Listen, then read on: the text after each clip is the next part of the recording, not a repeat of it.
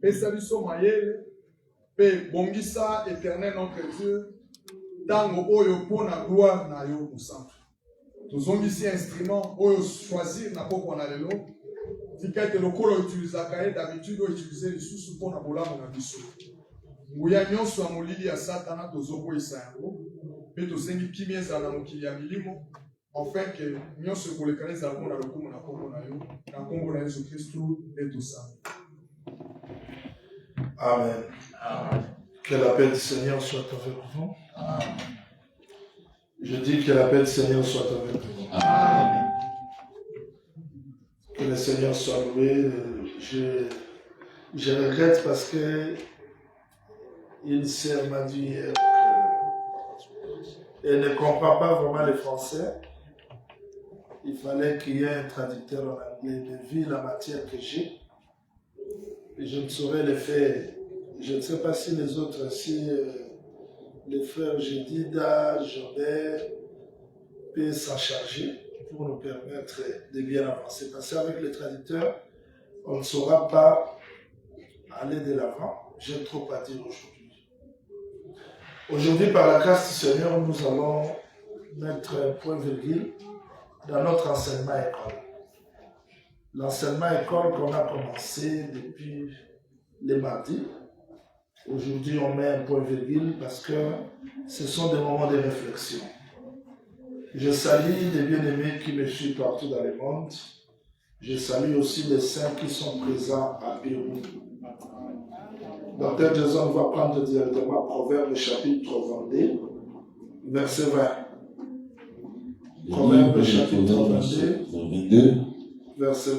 Verset 20, il est écrit: n'ai-je pas déjà pour toi mis par écrit des conseils et des réflexions pour t'enseigner des choses sûres, des paroles vraies, afin que tu répondes par des paroles vraies à celui qui t'envoie. C'est-à-dire, Dieu a mis toutes les réflexions dans les Écritures.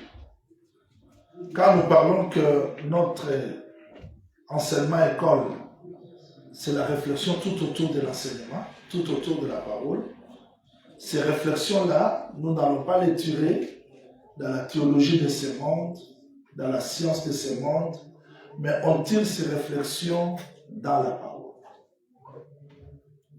Pourquoi devons-nous réfléchir? Je vous ai dit, nous devons nous examiner, comme a dit le bien-aimé Paul. On doit s'examiner parce que si nous avons réussi l'évangile véritable, on ne peut pas avoir peur de s'examiner vis-à-vis de ce que nous avons réussi. Et dira notre façon de nous examiner par rapport à la parole. L'outil que nous allons utiliser, ce sont les Écritures. Les versets que nous venons de lire est clair. Dieu a tout mis par les Écritures pour notre réflexion. On ne peut pas réfléchir ailleurs. On ne peut pas prendre les théories de ce monde pour la réflexion. Mais la réflexion, c'est tout autour des Écritures, tout autour de la parole. Quand nous allons parler, et pendant nos prédications, l'enseignement, vous allez remarquer une chose. Dans le livre de 2 Corinthiens, chapitre 5, verset 6, jusqu'au 7e verset, c'est un verset refrain dans nos prédications. Le bien-aimé Paul dit que demeurant dans ce corps, nous demeurons loin du Seigneur. C'est-à-dire, on peut être ministre de la parole. On peut avoir toutes les grâces de ce monde que Dieu vous a données. Mais parce que nous sommes encore dans ce corps, il faut être humble.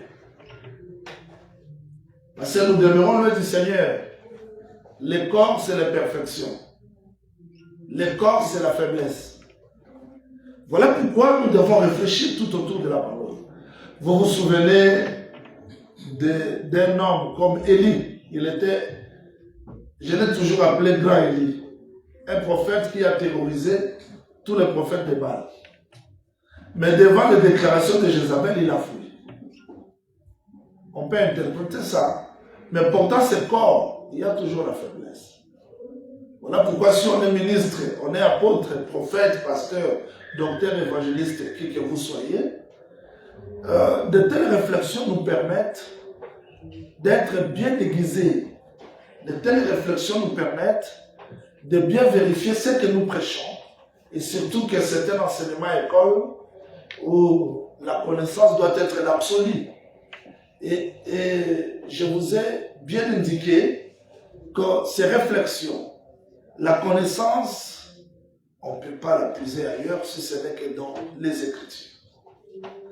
Pourquoi devons-nous faire l'étude, réfléchir sur l'enseignement?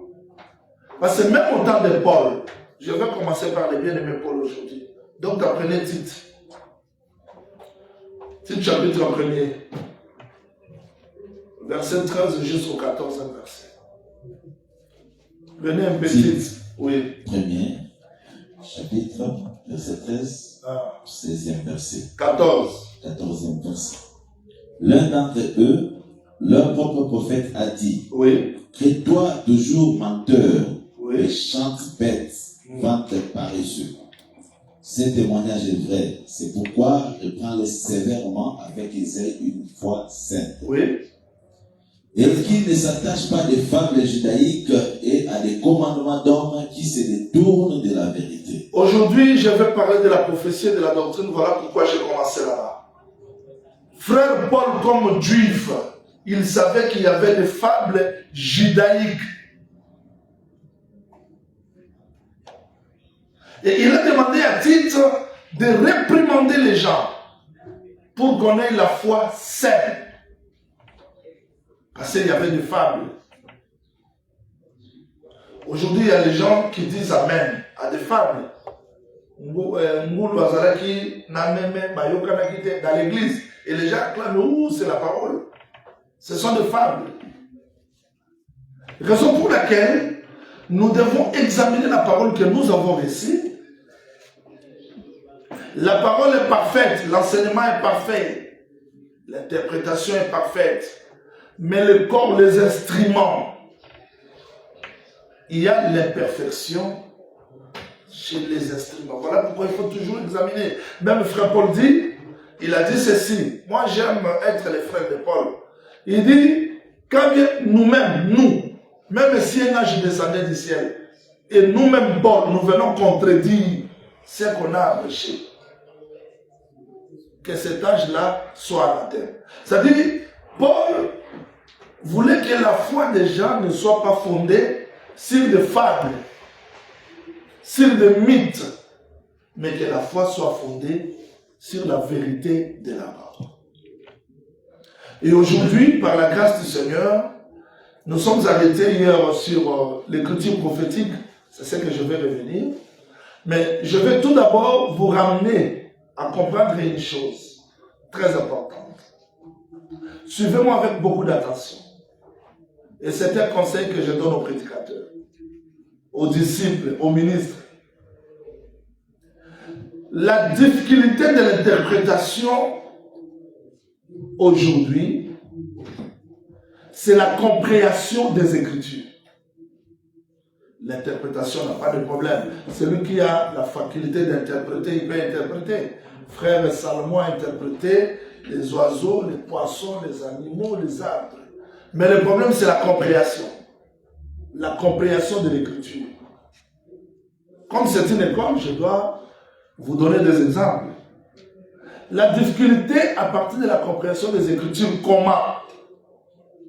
C'est parce qu'il y a eu des traductions.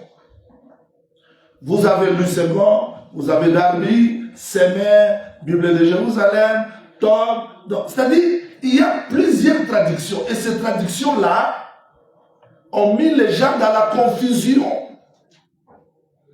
Voilà pourquoi je conseille aux prédicateurs, ne préparez pas un enseignement à partir d'une seule traduction. Surtout Louis II. Nous sommes habitués avec Louis II.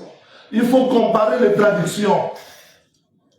Et je conseille aux générations futures, s'il faut que nos frères traduisent la Bible, qu'ils étudient hébreu, grec pour traduire la Bible. Parce que nous avons la difficulté. Vous allez comprendre aujourd'hui que si nous arrivons à croire que Jésus-Christ est Dieu, c'est par la promesse, non par les traductions de la Bible.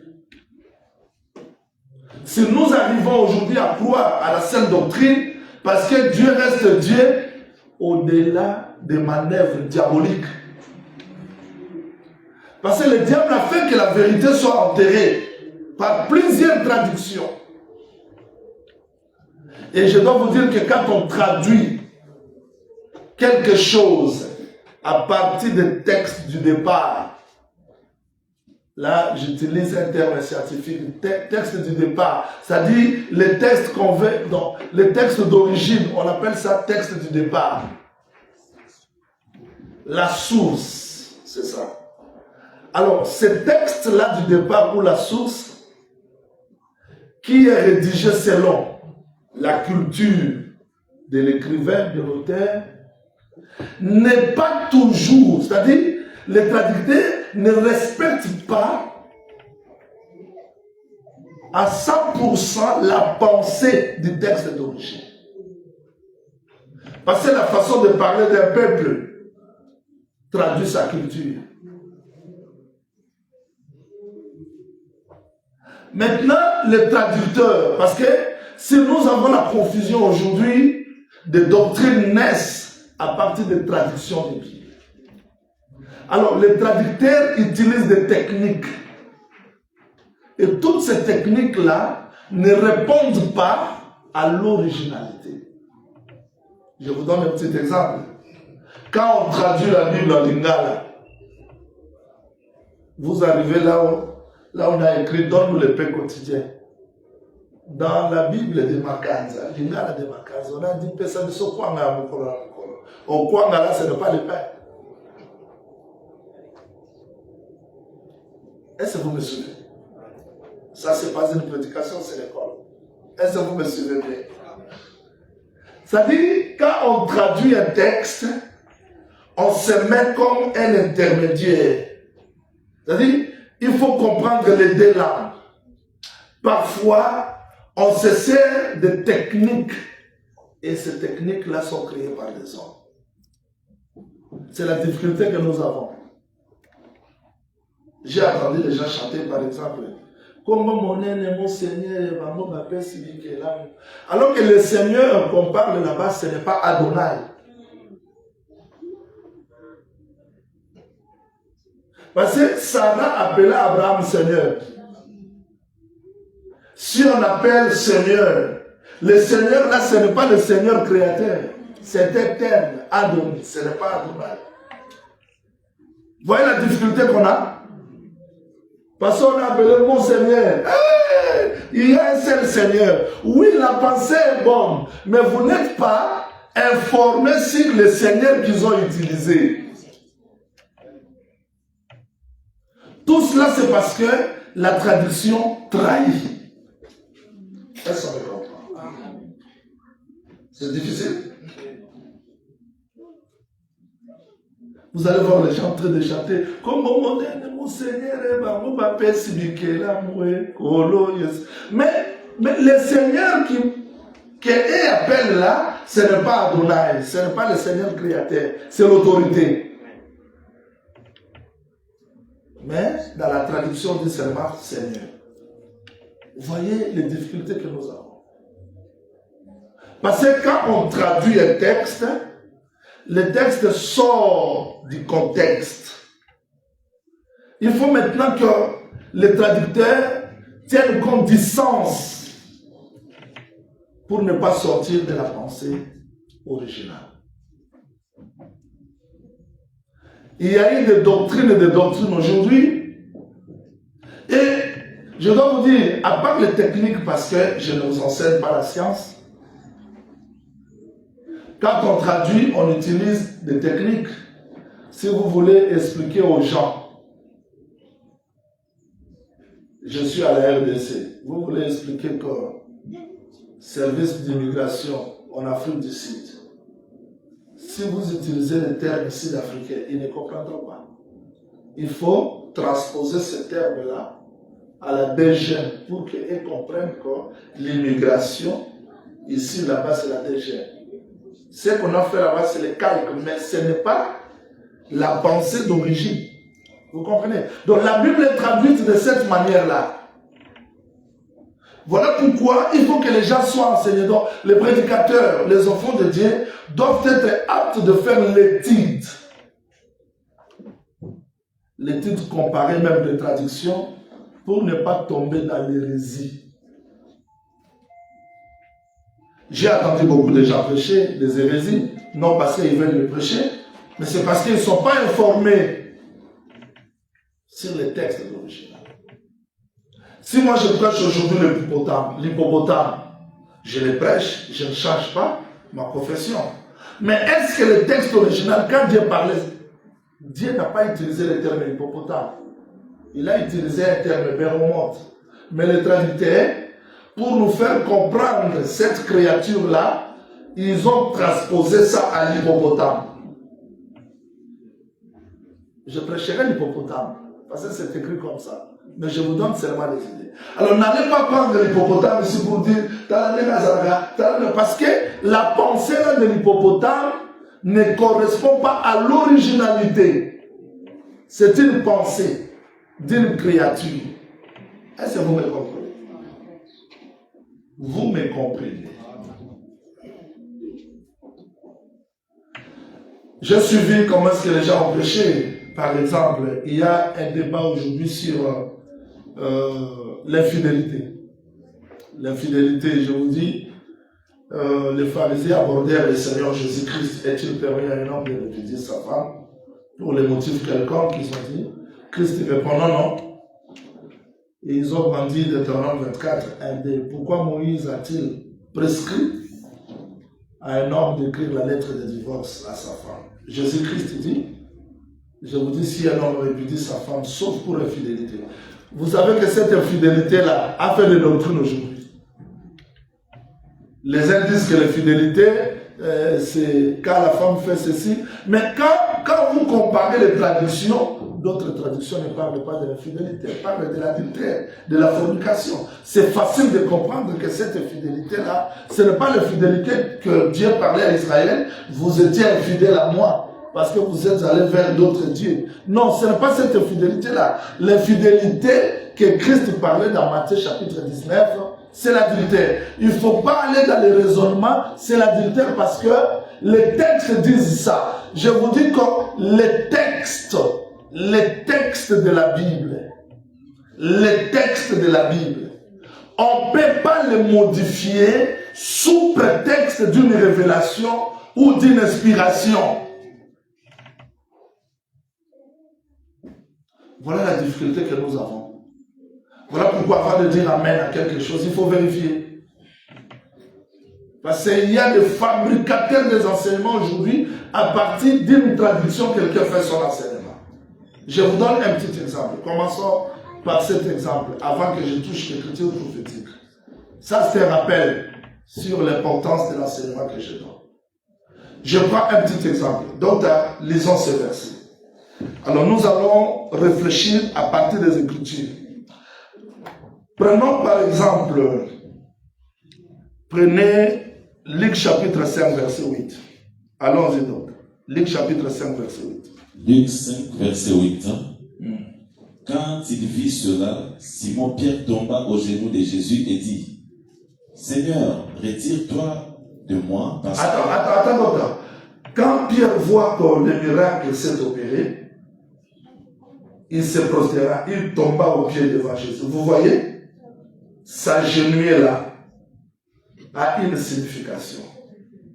Pierre ne s'est pas agenouillé devant Jésus pour l'adorer. Est-ce que vous me suivez? Je vais corriger un enseignement qui circule aujourd'hui. Dans des réseaux, des assemblées de saints, tout comme ça. On ne peut pas se prosterner pendant la prière. Quand on prie pour moi, on ne peut pas. Est-ce que s'agenouiller dans la Bible a une seule signification? Ici, frère Pierre s'est agenouillé non pour adorer Jésus, ni pour prier, mais il s'est agenouillé comme marque de la révérence. Papa, prenez notre verset biblique. Prenez Matthieu chapitre 17, verset 14. Matthieu 17, verset 14, il est écrit, Lorsqu'ils furent arrivés près de la foule, un homme vint se jeter à genoux devant Jésus et dit, « Seigneur, aie pitié de moi, de mon fils qui est lunatique. » Ça dit, vous voyez, cette façon de s'agenouiller de cet homme, c'était une demande. S'agenouiller, c'est une demande. S'agenouiller, c'est l'adoration. S'agenouiller, c'est aussi la marque de la révérence. C'est-à-dire que quelqu'un qui est supérieur, je me prosterne, je ne m'agenouille pas pour l'adorer. Est-ce que vous me comprenez? Donc dans la Bible, s'agenouiller n'a pas une seule signification. Je peux m'agenouiller comme Pierre s'est agenouillé devant Jésus-Christ, non pour l'adorer, mais s'est agenouillé pour témoigner. En tout cas, cet homme ici, c'est-à-dire, tout prosterner dans la Bible ne signifie pas adorer.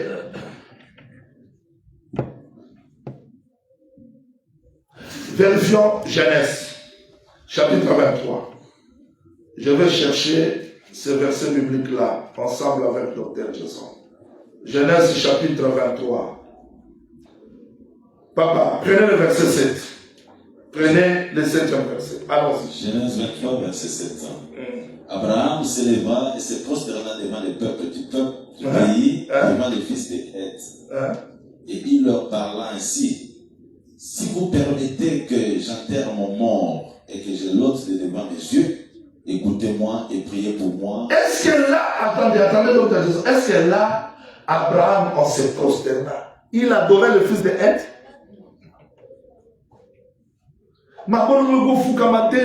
Ministre, oui, mais est-ce que vous évitez que Mabolo Monyo sur la carte de la Bible, les adorations,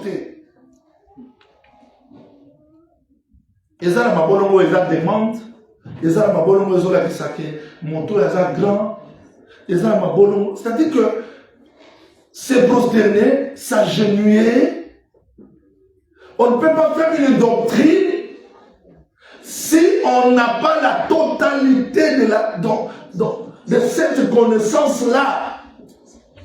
On ne fait pas la doctrine à partir d'un verset.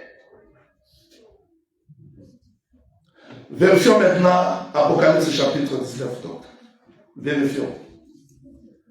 Ici, j'insiste toujours sur les contextes avant d'aller dans la leçon d'aujourd'hui.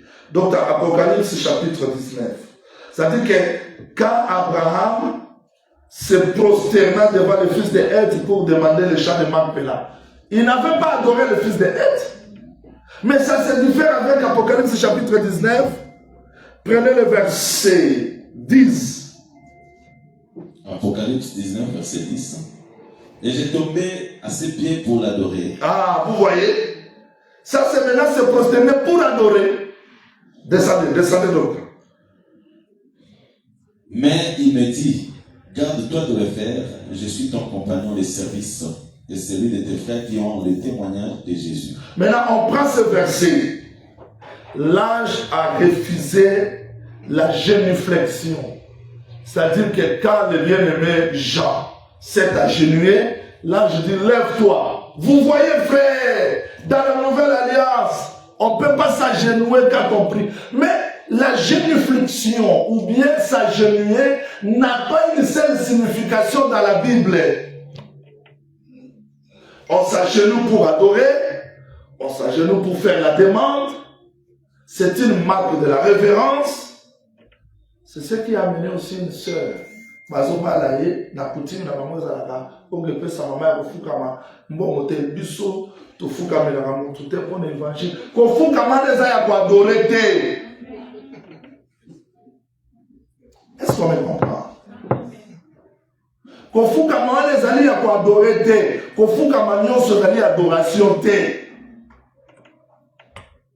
On peut se prosterner pour demander. On peut se prosterner pour témoigner la gratitude. Est-ce que vous savez que Shadrach, Meshach, Abednego ont refusé de se prosterner devant la statue? Mais quand vous les amenez en Israël, ils se prosternent devant le roi. Quand on se prosterne devant le roi, on n'adore pas le roi. David a dit quoi d'autre? Psaume chapitre 95, verset 6. Qu'est-ce qu'il a dit? Psaume 95, verset 6. Il dit ceci: venez, prosternons-nous et humilions-nous. Fléchissons les genoux devant l'Éternel, notre Créateur. C'est-à-dire que pour David, tout genou fléchira. On se prosterne seulement devant le Créateur. Est-ce que vous savez que c'est même David s'est prosterné devant Salomon? Quand Salomon est devenu roi, il s'est prosterné. Est-ce qu'il s'est contredit? Non! Il y a la différence. C'est-à-dire qu'il faut comprendre parce que à partir d'un seul verset, on ne peut pas faire toute une doctrine. Il faut tenir compte du contexte. Et quelqu'un dit on ne peut pas, c'est parce que, bon, tu sais, dans notre évangile, il y a des armes, hein, parce que, attends, parce que tout gardien de la litière de Salomon avait des armes. On vit de la lame nocturne.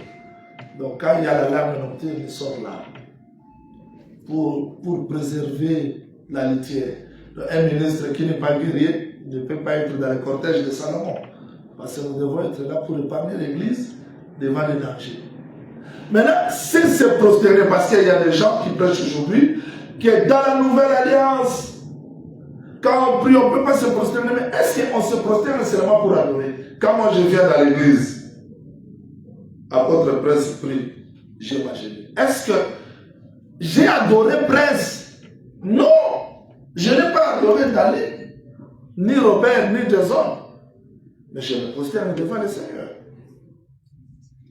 Alors pour nous aujourd'hui, on ne peut pas se prosterner. Acte chapitre 17, vérifiez ça. Acte 17, verset 36. Acte 17, verset 36.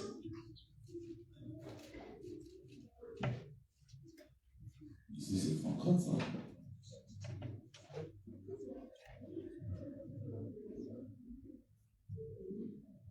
Attends. Je vais chercher ce verset-là dans ma traduction ici.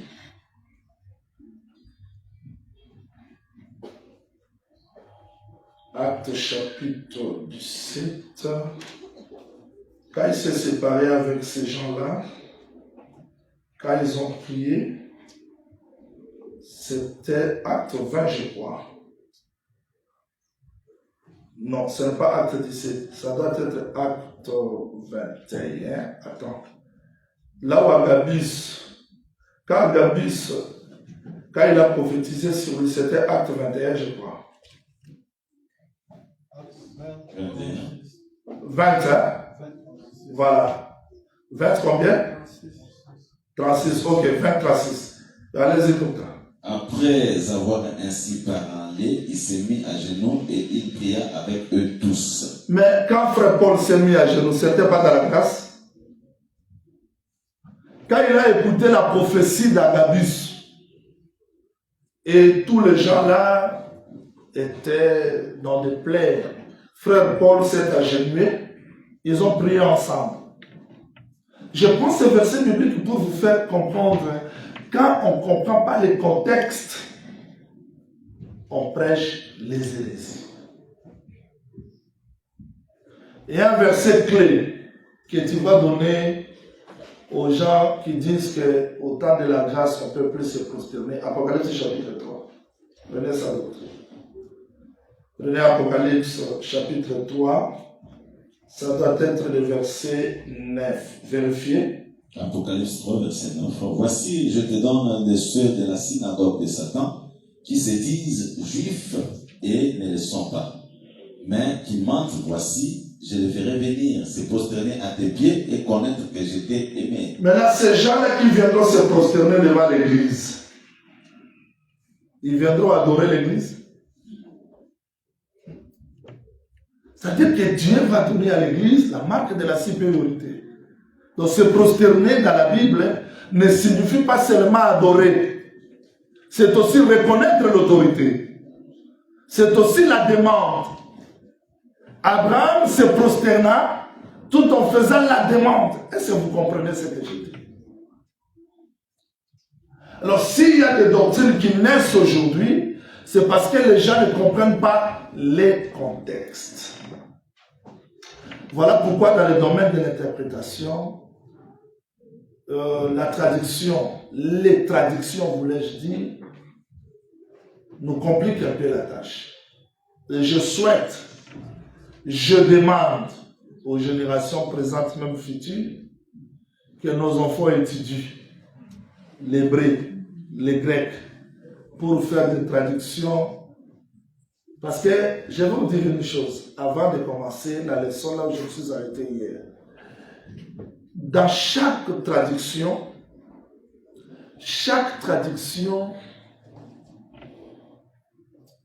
il y a une méthode que le traducteur utilise. La méthode là, c'est une méthode idéologique. On traduit par idéologie. Les catholiques traduisent tout en mettant leur doctrine. Les protestants traduisent. Je vais vous donner un petit exemple. Un petit exemple seulement. Est-ce que vous me suivez? Un petit exemple. Jésus-Christ dit, avant qu'Abraham soit « je suis », on a ramassé des pierres pour les lapider. Est-ce que dire que je suis, ça peut pousser aux gens de les lapider? Vous voyez? Mais dans le texte original, je suis là, ce n'est pas le je suis. Les Hébreux utilisent deux sortes de verbes être. Le verbe Hawaï, qui ne se prononce qu'à troisième personne du singulier. C'est-à-dire les gens quand ils parlent de Dieu.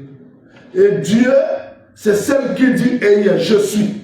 C'est le grand je suis. Or, quand Jésus-Christ utilise le grand je suis, c'était pour prouver que je suis Elohim d'autres fois. Ça se diffère avec le petit je suis. Mais il ne peut pas traduire ça correctement, sinon Jésus-Christ sera le seul vrai Dieu. On a ramené ça à un petit je suis. C'est-à-dire, quand les églises traduisent des Bibles, ils mettent leur idéologie. Voilà pourquoi, si nous arrivons à comprendre la pensée du Seigneur aujourd'hui, c'est parce qu'il y a la promesse. Mais si vous restez seulement par les traductions de la Bible, les protestants, les catholiques, ces gens-là ont fait des histoires que nous ne serons pas capables de croire que Jésus-Christ est Dieu. Mais parce qu'il y a l'esprit supérieur, parce qu'avant que la parole soit mise par écrit, la parole a existé. Et ce qui est la parole, c'est l'esprit qui existait là, qui se mouvait au-dessus des hommes. Bien qu'ils ont fait des choses, mais comme il y avait la promesse que mon peuple ne sera plus jamais dans la confusion, raison pour laquelle Dieu a suscité, il a fait que la parole soit restaurée telle qu'elle a été prêchée autrefois. Mais avec les traductions, avec toutes ces choses-là, ce n'est pas facile. Et heureusement, le Seigneur a fait grâce que le ministère de la parole soit là-bas pour nous aider à comprendre la pensée du Seigneur. Que le Seigneur vous bénisse. Amen. Est-ce que vous comprenez la démarche que nous faisons? J'insiste avant de toucher le message d'aujourd'hui. Dans la Bible, il y a des traditions. Là, j'insiste. Parce que vous pouvez lire un verset. Par exemple, Jésus, dans quel âge il est allé dans le temple? Quel âge? 12 ans. Pourquoi il est allé dans 12 ans? Passer chez le juif. Vous allez voir quand nous prêchons aujourd'hui, on ne peut pas former les petits enfants. Israël, tous étaient unis. Dans quel campement? Ça, c'est le désert. Mais dans les pays, quand un enfant juif est né, on cherche un pédagogue pour l'encadrer. Amen. C'est ce que Paul disait à Timothée. Tu as connu ces écritures depuis ton enfance. Amen. C'est-à-dire que les enfants étaient déjà encadrés. quand il atteint l'âge de 12 ans, on fabrique quelque chose, la loi, on met ça ici, on l'amène dans la synagogue pour qu'il lise la loi devant le peuple. Alors le peuple, le père de l'enfant, va déclarer que l'enfant est devenu mature. Jésus, dans l'âge de 12 ans, il partait pour accomplir la tradition juive. Ce n'est pas écrit dans la Bible, mais c'est la tradition juive. Mais chez nous, on dit non, non, non, non, ils étaient là. Mais attention, les Juifs formaient leurs enfants. Prenez nos enfants ici, ils ne connaissent pas Genèse c'est où, Exode c'est où, Lévitique c'est où. Et nous sommes dans les pourquoi. Les pourquoi sans science.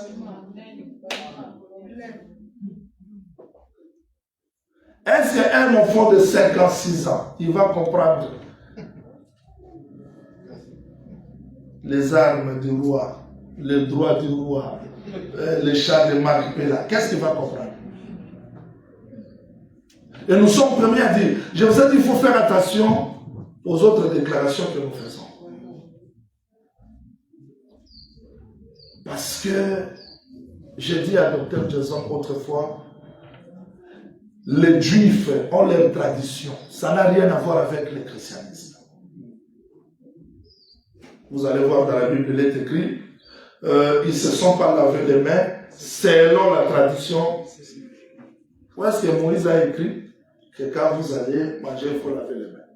Mais c'est écrit dans la Bible qu'ils n'ont pas lavé les mains parce qu'ils n'ont pas respecté les traditions. C'est-à-dire, à part la loi que nous lisons dans la Bible, les Juifs ont leur Torah orale.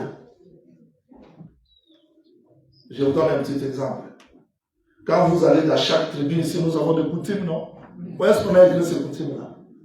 C'est transmis d'une manière orale, de génération à génération. Les Juifs aussi ont leur Torah sur l'oral. Tout n'est pas écrit. Voilà pourquoi Frère Paul dit attention aux fables judaïques. Parce que quand on respecte aujourd'hui les calendriers juifs, nous sommes dans quelle doctrine? On doit jeûner le jour, c'est à 15h jusqu'à 18h. C'est dans quelle doctrine apostolique? Ça c'est la tradition juive. L'Église, nous ne sommes pas des juifs. Si on est juif spirituel. Amen. Avec des lois spirituelles. Mais vous n'allez pas respecter à la lettre.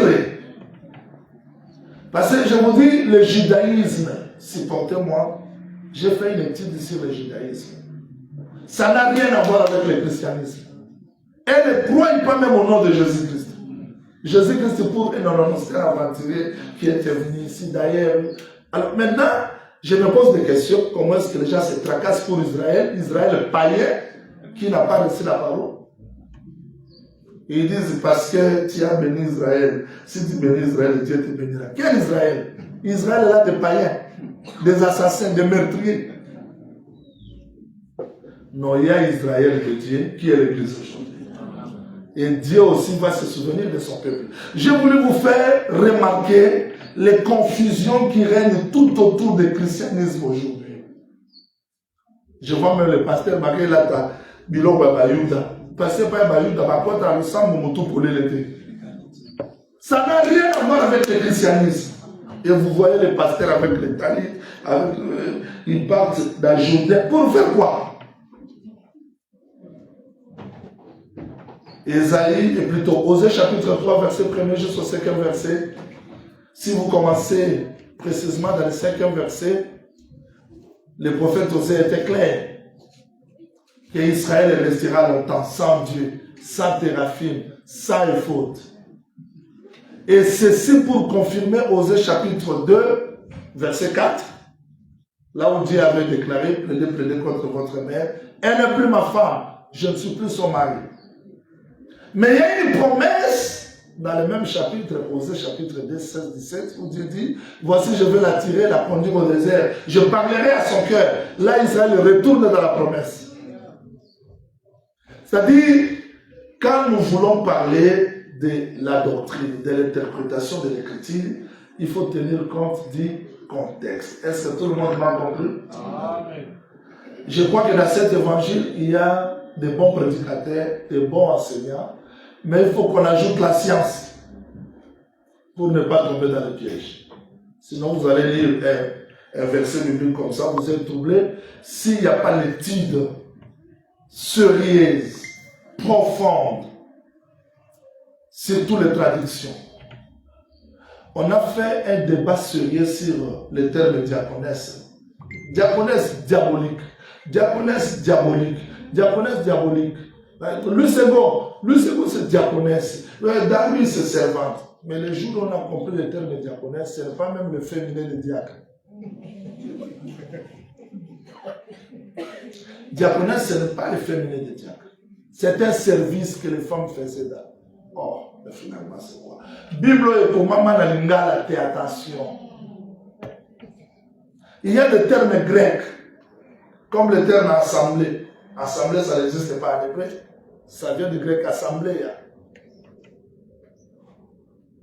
C'est-à-dire qu'il y a des termes. Raison pour laquelle il faut que les gens fassent des études approfondies pour ne pas tomber dans le piège. Quand je parle que l'assemblée n'existe pas, c'est le terme. Je ne dis pas que l'assemblée n'existe pas. Nous existons, mais le terme là, je dis assemblée, ça vient du grec. Mais les Paul et les Pierre n'appelaient pas l'église assemblée des saints. Assemblée comme ça. La congrégation. C'est-à-dire, on peut faire d'autres débats inutiles sur les termes. Voilà pourquoi Frère Paul nous a empêchés de faire les débats sur les termes. Mais pour nous, l'interprétation, c'est la pensée exacte. Est-ce que tout le monde a compris? Tout le monde a compris? Avant de toucher l'interprétation prophétique, je vais vous dire une chose très simple pour apaiser les saints. Au commencement, Dieu créa les cieux et la terre. N'est-ce pas? Oh, au commencement, Dieu créa les cieux et la terre. Ça, c'est le point. Au commencement, Dieu créa les cieux et la terre. Verset 2. La terre était informe et vide. Je vous donne seulement l'idée. Pourquoi devons-nous faire l'étude? Au commencement, Dieu créa les cieux et la terre. Verset 2. La terre était informe et vide. L'Esprit de Dieu s'est mouvait au-dessus des eaux. Il y avait les ténèbres au sein de la vie. Dieu dit que la lumière soit. La lumière fut. Dieu vit que la lumière était bonne. Il les sépara avec les ténèbres. Il appela la lumière jour, ténèbres nuit. Ce fut le premier jour. Est-ce que ça vous dit quelque chose? La terre que Dieu avait créée était informe et vide. Au commencement, Dieu créa les cieux et la terre. La terre est informe et vide. Est-ce que la terre que Dieu avait créée, elle était informe et vide? Mais comment est-ce que la terre est devenue informe et vide? Et le bien-aimé Pierre dit que la terre était tirée dans les eaux. Est-ce que quand Dieu a créé les cieux et la terre était dans les eaux? Mais pourquoi Dieu dit que les eaux se rassemblent et que la terre apparaisse? Cette terre-là est rentrée dans l'eau comment? Vous voyez comment est-ce qu'on a écrit la Bible? Donc si vous voyez Dieu descendre en Égypte chercher Cana, chercher Israël pour qu'il retourne dans Cana, il y a eu quelque chose qui a fait que Israël se retrouve en Égypte. Parce que l'Égypte, ce sont les nations, c'est la mer. Et Israël s'est retrouvé là dans la mer. Mais Israël n'était pas créé dans la mer.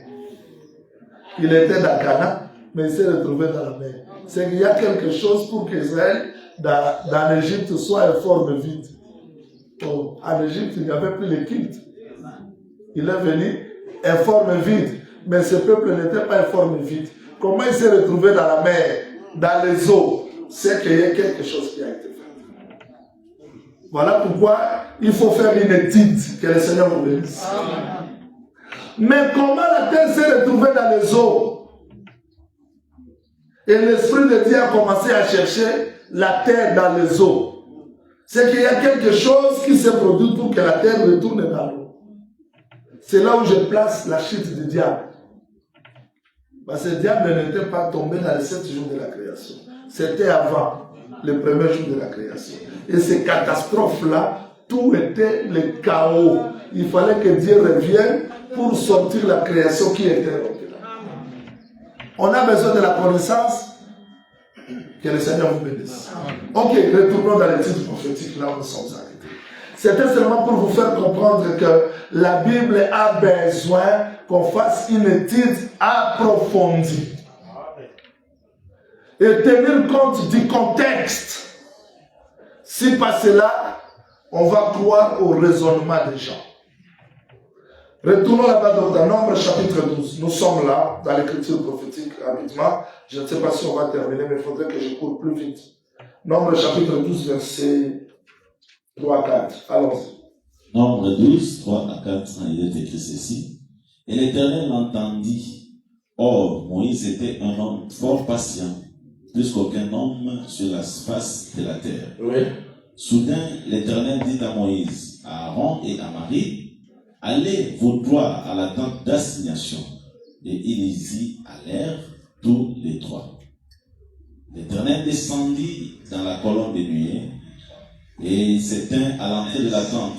Il appela Aaron et Marie qui s'avancèrent tous les deux.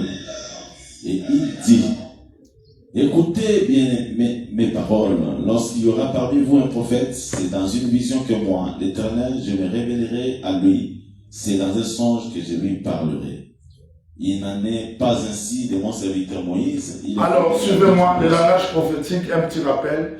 Le langage prophétique, c'est un langage énigmatique. C'est-à-dire, dans la Bible, Dieu s'est servi aussi des langages prophétiques. Et le langage prophétique, c'est le langage énigmatique où Dieu se sert des hommes, des animaux, des circonstances, des arbres pour transmettre sa pensée. C'est ça, le langage prophétique. 1er Roi chapitre 4, on prend ces versets parce qu'il faudrait que j'explique tout à la fois. Donc, en cherchant un verset là, 1er Roi chapitre 4,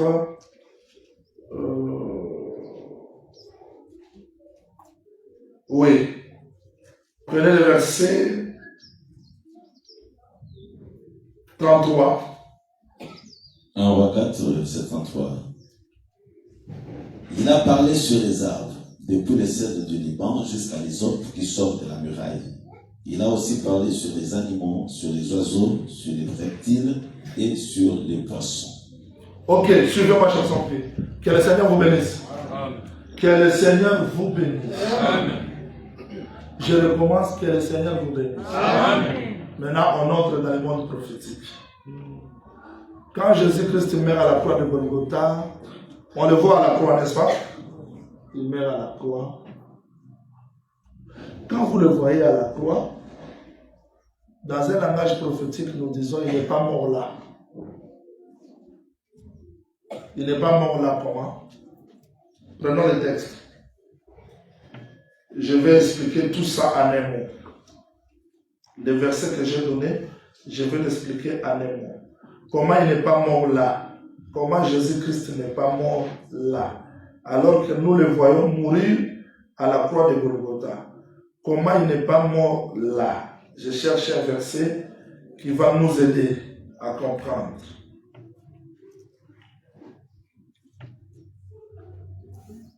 Papa, prenez 1 Pierre.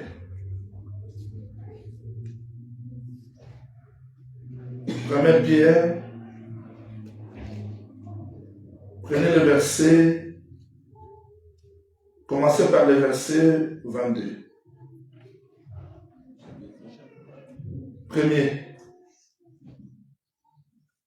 1 Pierre 1, verset 22. Ayant purifié vos âmes en obéissant à la vérité pour avoir un amour fraternel sincère, aimez-vous ardemment les uns les autres de tout votre cœur, puisque vous avez été régénérés, non par une sémence corruptible, mais par une sémence incorruptible. Sémence incorruptible, cela veut dire quoi? Éphésiens chapitre 1er, verset 4. Éphésiens 1er, verset 4. Il est écrit, en lui Dieu nous a élus avant la fondation du monde.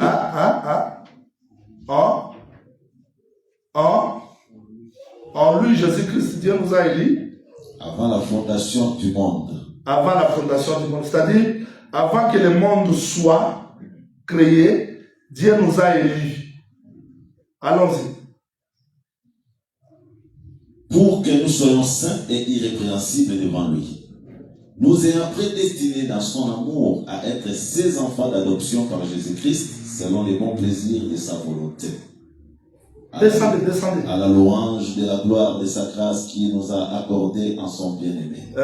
En lui, nous avons la rédemption par son sang, la rémission des péchés selon la richesse de sa grâce. C'est-à-dire, ce que bien-aimé Pierre, Paul explique ici, c'est quelque chose qui a été prédestiné avant la fondation du monde. C'est-à-dire, quand vous voyez Christ mourir à la croix, nous qui passons là-bas, nous disons il est mort. Mais dans le langage prophétique, cette mort, c'est l'accomplissement de la mort que Dieu a préparée avant la fondation du monde. Amen. Maintenant, Jésus-Christ est mort où? Quand? 1 Pierre 1, 19-20. Retournons là-bas. 1 Pierre 1, verset 19, 20. Mais par le sang précieux de Christ, comme d'un agneau sans défaut et sans tache, prédestiné avant la fondation du monde. C'est-à-dire, avant que ce monde soit créé, Jésus-Christ était déjà comme un agneau immolé. Donc ce que nous voyons là à Golgotha, c'est quoi? C'est l'accomplissement de ce qui a été fait avant que le monde soit créé. Vous voyez la prophétie? La prophétie nous ramène dans le temps pour comprendre les choses que Dieu avait préparées avant que ce monde existe. Donc quand nous le voyons à la croix de Golgotha, nous disons, oh, mais ce qu'on voit là, c'est ce qui a été déjà préparé avant. Donc la prophétie nous permet de pénétrer la pensée et les conseils de Dieu. Voilà pourquoi le bien-aimé Pierre dit que nous tenons d'autant plus certaine la parole prophétique comme une lampe qui brille dans les lieux obscurs.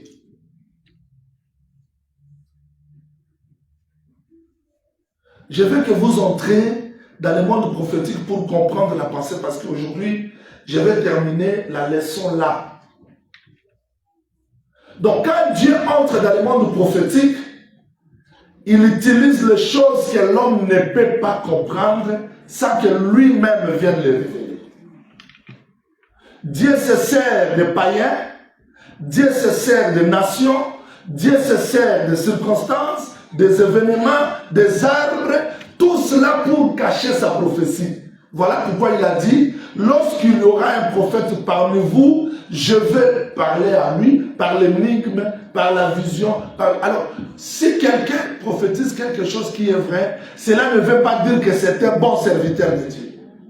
Parce que même la naisse de Balaam peut aussi prophétiser. Mais la naisse ne sera jamais l'agneau.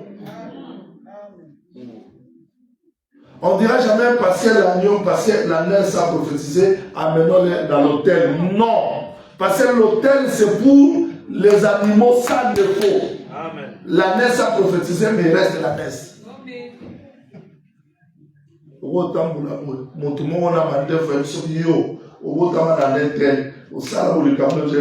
Amen. Parce que Dieu peut se servir même de serpents pour prophétiser. Dieu peut se servir même de païens pour prophétiser. Mais la doctrine, c'est la base, c'est la clôture, c'est le commandement pour examiner la prophétie. Amen. Est-ce que la naisse de Balaam n'avait pas prophétisé? Pharaon était un prophète. Nabucodonosor a vu la fin du temps. Cyrus, un serviteur de Dieu. Le diable a dit, il est écrit que tes pieds ne vont pas se heurter contre les pieds.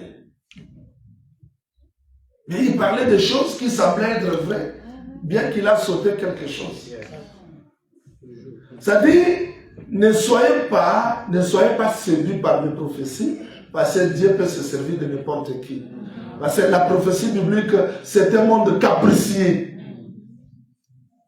Est-ce que vous comprenez ça? Vous me suivez ça? Donc dans la Bible, il y a le langage doctrinal, il y a le langage prophétique. Le langage doctrinal, c'est le langage clair. Le langage prophétique, c'est le langage énigmatique. Maintenant, notre maladie, c'est quoi? Pour qu'on dise Amen, il faut entrer dans la prophétie. Ce qui a fait que nos prédicateurs construisent aujourd'hui de veaux d'or. Il n'y a pas des exhortateurs, parce que Barnabas était un ministre, mais il exhortait. Mais aujourd'hui, on n'a plus des exhortateurs. Si quelqu'un exhorte, il n'a pas la chose. Il faut qu'il pénètre, mais tout, mais bien que je suis ministre, mais j'ai quand même ma particularité. Amen. Et parce que tout le monde entre dans le domaine prophétique, vous voyez maintenant l'écart entre la connaissance et la vie. Toi, tu sais prier? Non. La prière, frère, c'est remettre à Dieu sa parole. D'ailleurs, Dieu n'écoute pas un homme. Dieu écoute Dieu. Voilà pourquoi, quand Bathsheba est entrée chez David, pendant qu'elle parlait, Nathan aussi est entré. C'est-à-dire que quand tu parles, il faut que la parole t'accompagne.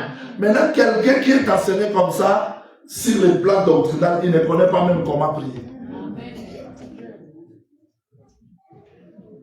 Nous avons des difficultés, parce que même sur les plats données, frère, non, il ne faut pas nous parler de données. Donner, c'est quelque chose de l'éternel. D'ailleurs, Dieu était d'Abraham, mais quelqu'un qui était d'Abim a donné. Comment il vient ici ne donne plus? Parce que l'enseignement doit nous expliquer tout. Ici, je parle de langage prophétique.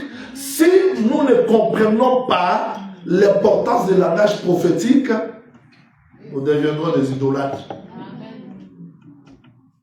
La prophétie, c'est pour nous révéler la pensée de Dieu, bien sûr, les conseils de Dieu, bien sûr, mais ce n'est pas le tout.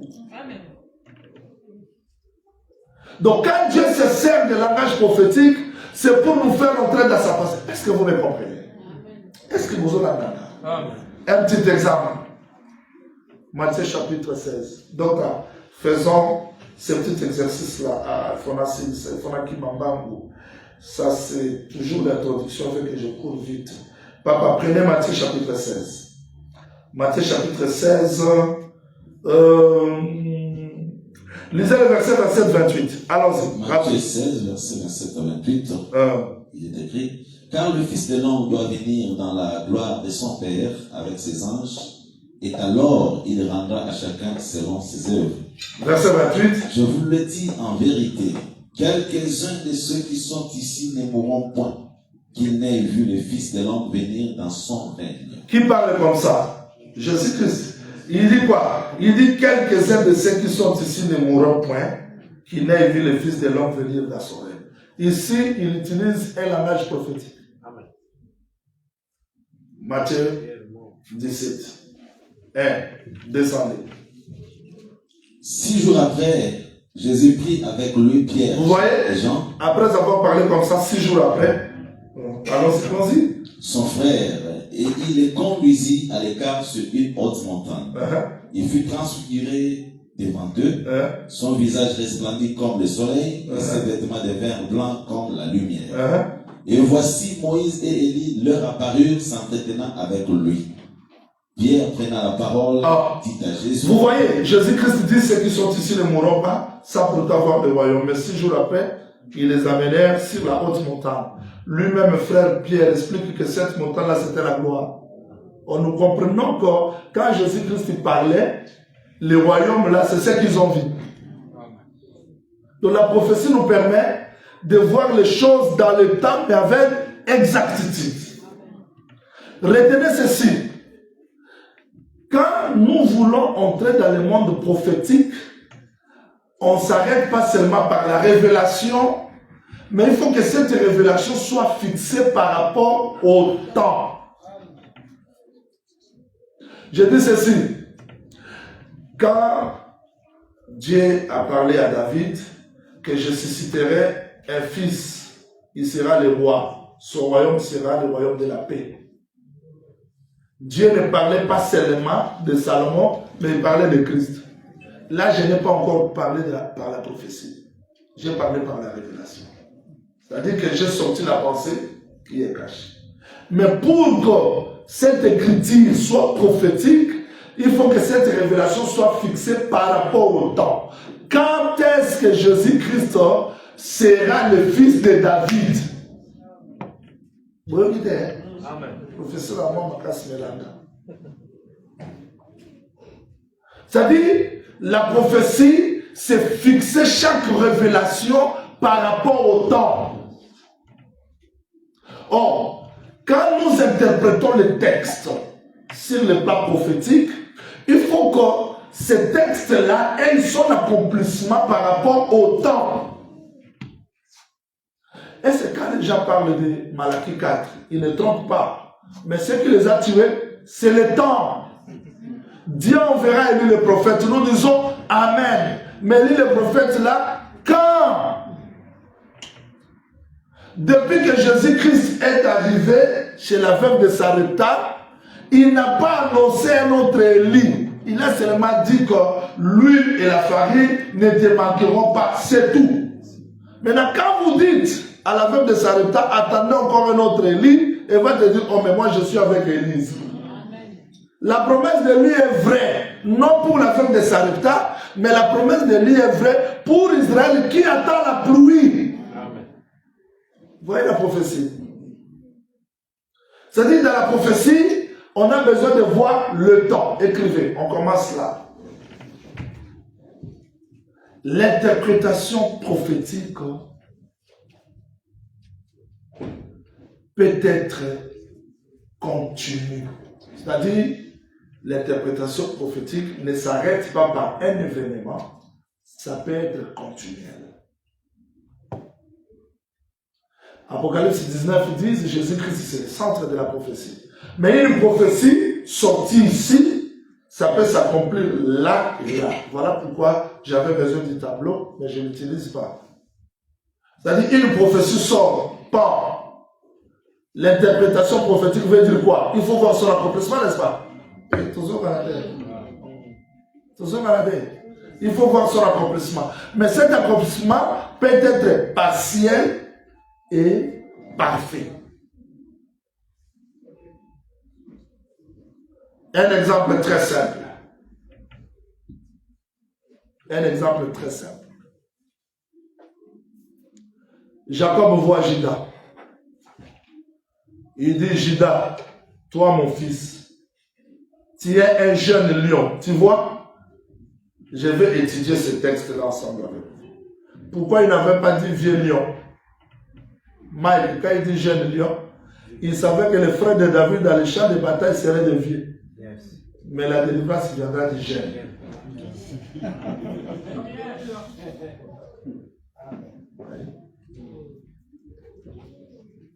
Mon fils,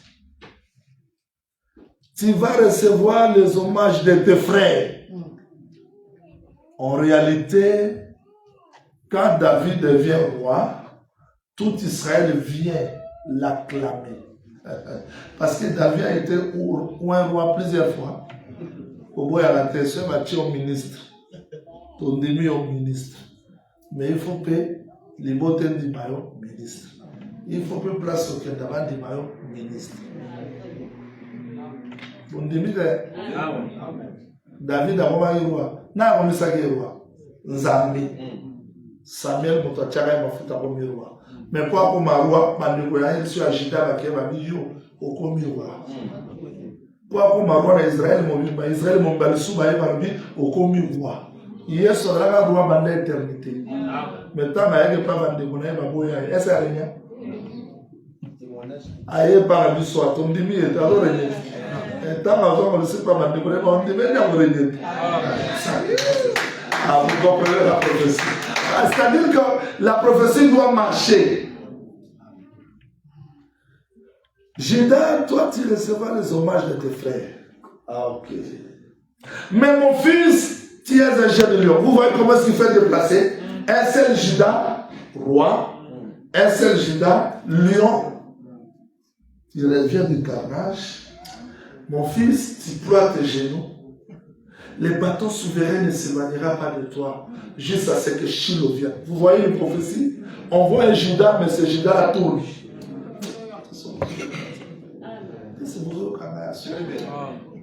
C'est-à-dire qu'un seul Judas, mais à côté ici, donc une prophétie peut entrer ici, venir là-bas.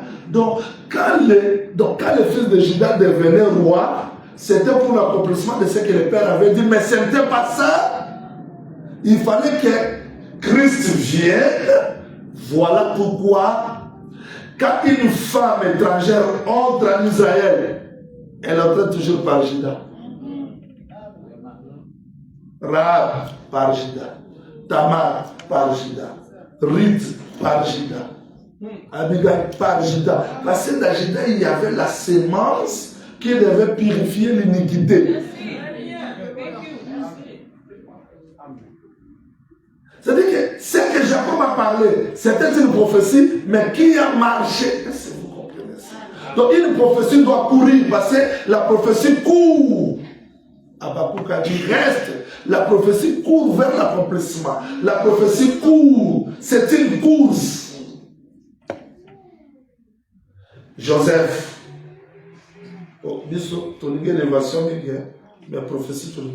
Joseph, toi, tu es un arbre. Va attaquer au comme ferme. Mais, on parlait aussi de sa résurrection.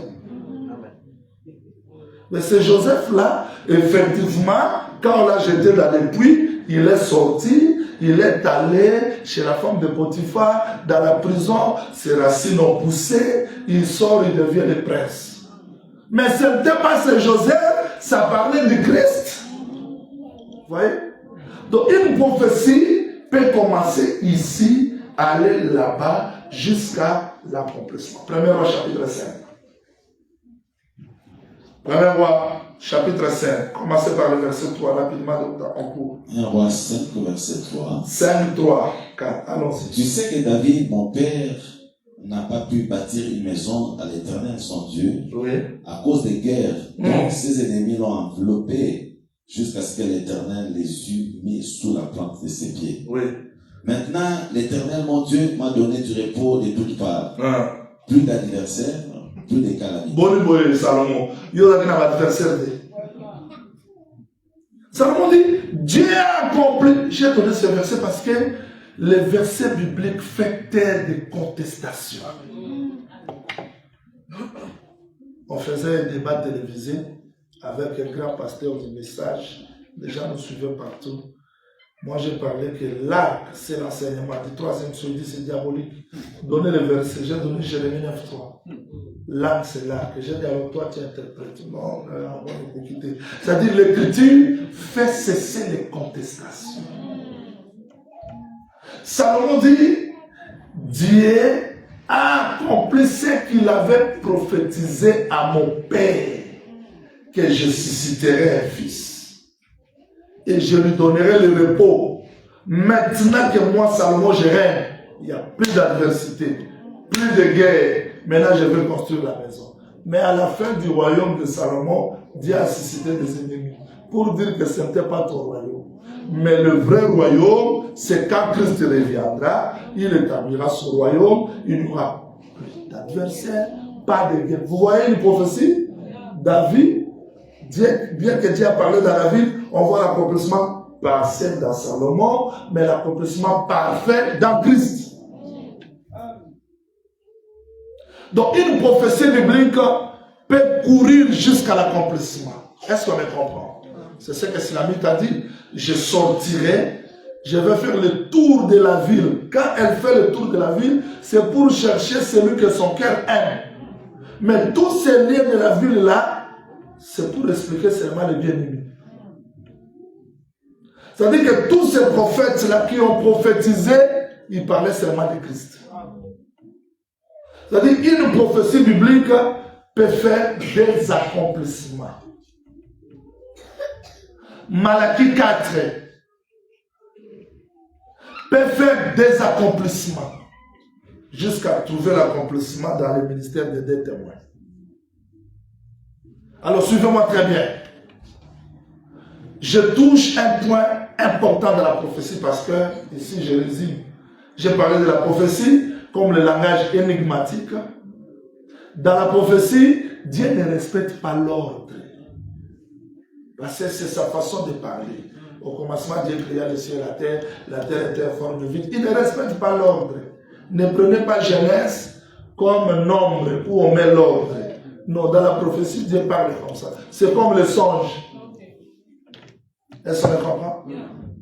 Mais cette façon-là de parler cache quelque chose. Un exercice. Écrivez dans le chapitre 7, verset 1er, jusqu'au 7e. Faites ceci égal. Apocalypse 13, verset 2 et 3. Je vous donne des réalités prophétiques. Dans Daniel chapitre 7, donc dans le premier animal, c'est le lion. Ok? Et le premier animal, c'est le lion.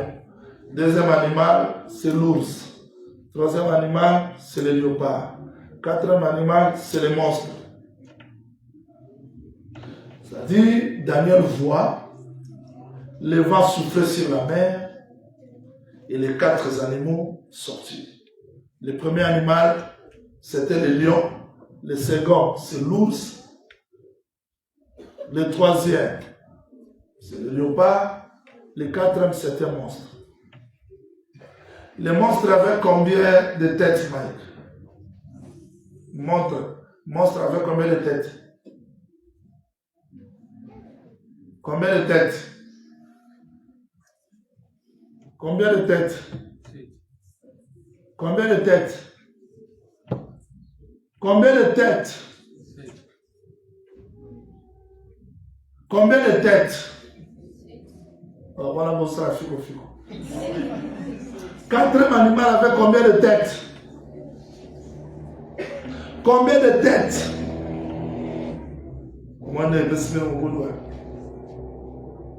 Quatrième animal avait 7 têtes, c'est écrit où? Quatrième animal avait combien de têtes? Combien de têtes? Quatrième animal avait combien de têtes, Eric? Tu vois?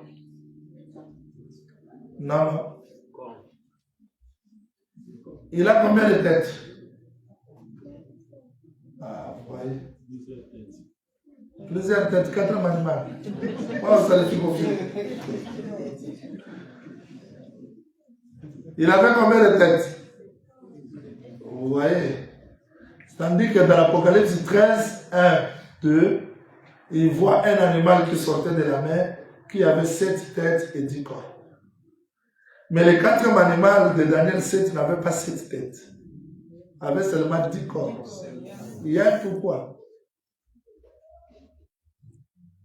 Le premier animal, je vous donne la pensée prophétique là. Le premier animal, c'est le lion, donc, hein? C'est le lion. Deuxième, c'est l'ours. Troisième, c'est le léopard. Quatrième, c'est le monstre. Alors, lisez Apocalypse 13. Lisez Apocalypse 13. On fait un petit exercice pour vous faire entrer dans la pensée. Apocalypse 13, verset 2. La bête que j'ai vue était semblable à un léopard. Hein? Léopard. Attends. Tu es dans le deuxième verset? Exact. Commencez par les premiers versets. Allons-y. Et il s'éteint sur les sables de la mer. Puis je vis monter de la mer une bête qui avait 10 cornes et 7 têtes. Ouais. Et sur ses cornes 10 diadèmes, et sur ses têtes des noms de blasphème. La bête que je vis était semblable à un léopard. Ouais. Ses pieds étaient comme ceux d'un ours. Ouais. Et sa gueule comme une gueule de lion. Le dragon lui... Attends. Il voit une bête extraordinaire qui avait 10 cornes et 7 têtes. Semblable à un léopard. Ah, c'est ça. Semblable à quoi? À un léopard. Et les pattes, 12. Et la gueule, vous voyez? C'est-à-dire, Daniel a vu quoi? Lion, ours, léopard, monstre qui avait 10 cornes. Il a commencé par lion, ours, léopard, monstre. Mais j'en vois quoi? Monstre. Vous voyez maintenant là où j'en vois un monstre semblable à un léopard. ses pattes comme l'ours, sa gueule comme... Il voit l'inverse. Là où Daniel s'est arrêté, c'est là où Jean commence à voir et il remonta. C'est ça la prophétie. Voilà pourquoi le prophète Jean, pour attendre la voix de l'homme qui parlait, il a fait comme ça. Il retourne. Mais pour écrire, il ne va pas écrire comme ça. Il va écrire comme ça. Mais il commence parce que tu ne peux pas voir l'homme si tu ne retournes pas comme ça. En retournant, c'est alors qu'on commence là où il avait terminé. Je cherche des exemples pour que vous compreniez. Daniel voit le lion, c'était royaume. Il voit l'ours, c'était royaume. Il voit le léopard, c'était royaume. Il voit les monstres, c'était royaume. Mais Jean, lui, commence à voir les monstres, ours, plutôt léopard, ours et lion. C'est-à-dire, ce que les gens appellent contradiction prophétique, il n'y a pas de contradiction. Au contraire, c'est l'ordre. Donc Daniel a vu la succession du royaume, mais Jean ne voit pas la succession du royaume, Jean voit la manifestation. Je vais chercher un exemple pour que vous compreniez très bien. Je vous avais dit que la prophétie, c'est un peu de la mathématique, mais ça sera très simple. Nebuchadnezzar est assis sur son trône. Il élève la statue. Il envoie un héros. Voyez, il y a Nebuchadnezzar, il y a la statue, il y a l'héros. Et quand l'héros crie, les joueurs, les musiciens chantent, jouent des tam-tams, des trompettes. Quand vous attendez les cris de trompette, vous obéissez à la voix de l'héros pour se prosterner devant la statue pour adorer Nebuchadnezzar. Mais qui est derrière? C'est Nebuchadnezzar. Il y a la statue, il y a l'héros, il y a... Quand les faux prédicateurs prêchent aujourd'hui, ce sont des musiciens babyloniens. Mais quand vous les écoutez, c'est-à-dire il y a un faux prophète qui est derrière et il y a la fausse adoration et derrière il y a le diable. Donc la prophétie ne commence pas à voir là, mais la prophétie commence ici pour entrer jusqu'à l'intérieur. Est-ce qu'on me comprend ça? S'il y a aujourd'hui le trouble, c'est parce que les gens veulent prendre les livres prophétiques comme Ebanda Osima. Non! Je suis arrêté hier ici. Apocalypse 21. Papa lisez. Apocalypse 21. Premier verset. Puis je vis un nouveau ciel et une nouvelle terre, car le premier ciel et la première terre avaient disparu et la mer n'était plus. Je vis descendre du ciel, d'auprès de Dieu, la ville sainte, la nouvelle Jérusalem, préparée comme une épouse qui s'est parée pour son époux. Et j'entendis du trône une forte voix qui disait, « Voici le tabernacle de Dieu avec les hommes. Il habitera avec eux et ils seront son peuple et Dieu lui-même sera avec eux. Il essuiera toute larme de leurs yeux et la mort ne sera plus. Il n'y aura plus ni deuil, ni cri, ni douleur, car les premières choses ont disparu. » Prenez le verset 10. Verset 10. Et il me transporta en esprit sur une grande montagne et il me montra la ville sainte Jérusalem qui descendait du ciel d'auprès de Dieu ayant la gloire de Dieu. Remarquez s'il vous plaît. Je vous fais comprendre une chose. Si vous prenez le verset premier de l'Apocalypse 21, vous descendez jusqu'au verset 8. C'est la conclusion.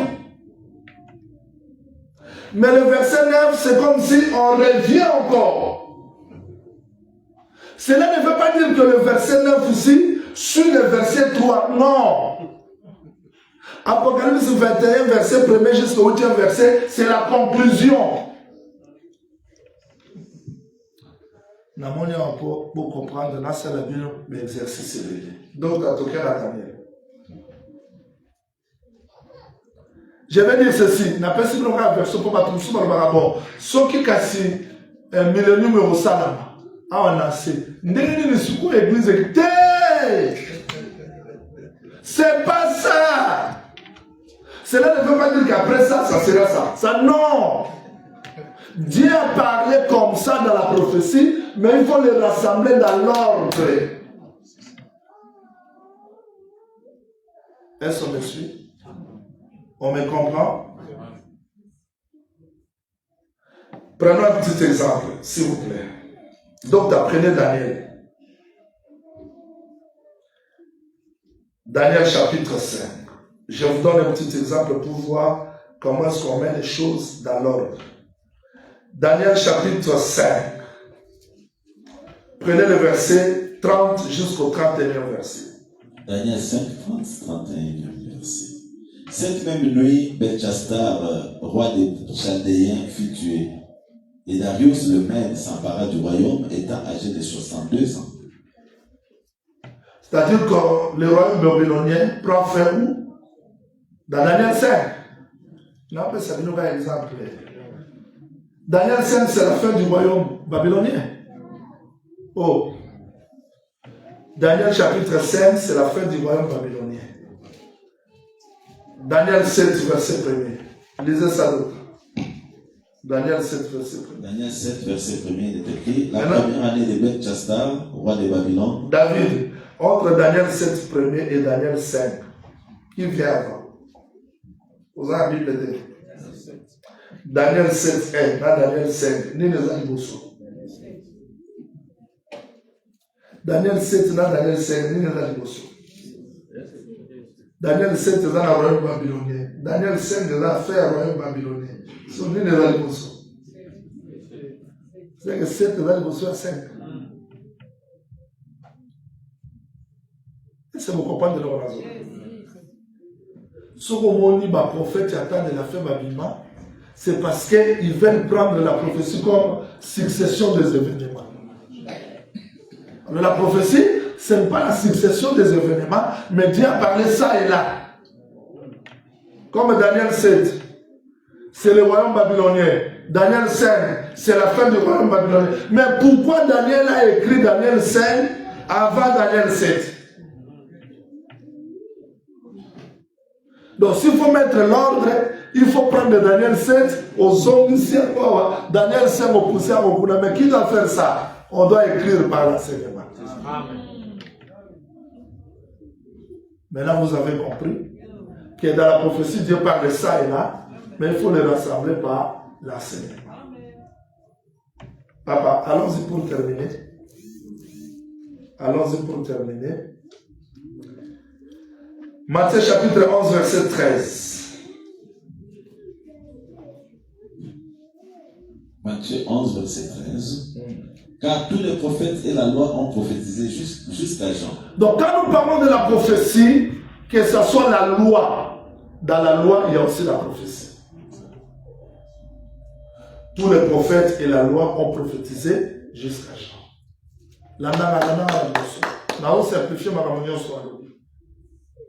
Jean-Baptiste regarde les gens qui venaient auprès de lui. Il dit, Bobo on l'a mis thème. Parce que parce que le tien menacé à nous était mort. Alors, ma famille m'a levé le moment. Bobo on l'a mis thème. So Bobo on l'a mis thème à terre. Jugement d'abord à Bino. Et parce que le tien menacé à nous était. Nous étions au bout de mon matin au 4. Alors, ma famille m'a levé le moment. C'est que nous étions à des abattus. Battois les étés. Si vous professez, vous avez pour la montre.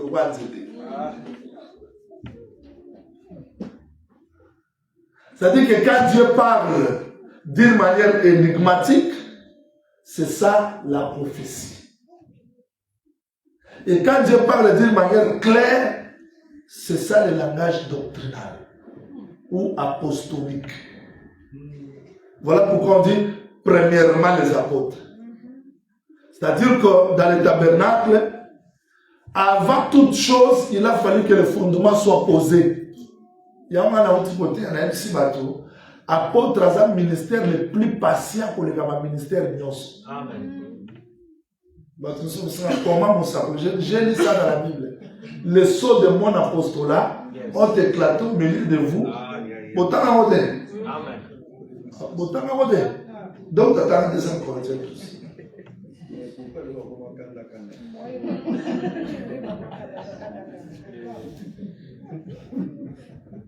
Papa, tu as un deuxième Corinthiens.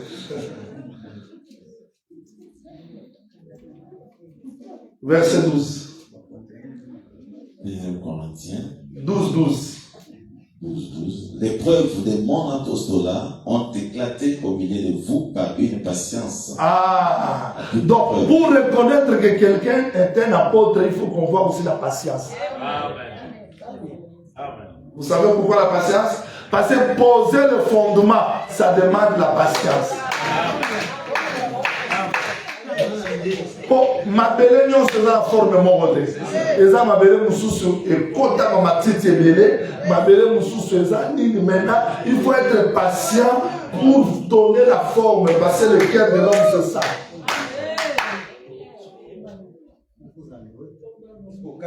C'est-à-dire que Frère Paul dit comme un sage architecte, parce qu'un apôtre c'est un sage architecte qui a besoin de la patience pour m'appeler dans la forme.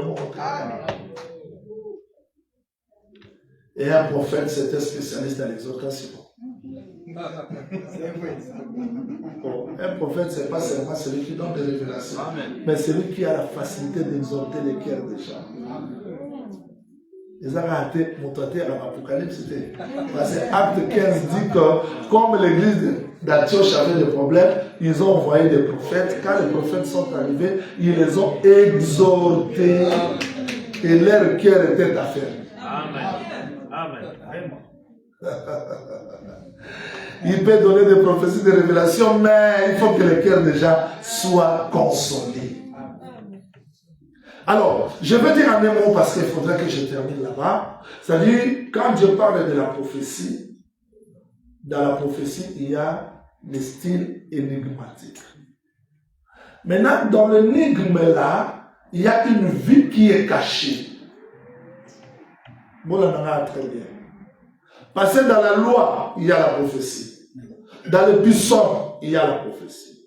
Dans les prophètes, il y a la prophétie. Cela veut dire quoi? Dieu parle d'une manière cachée, énigmatique, pour se révéler à son peuple.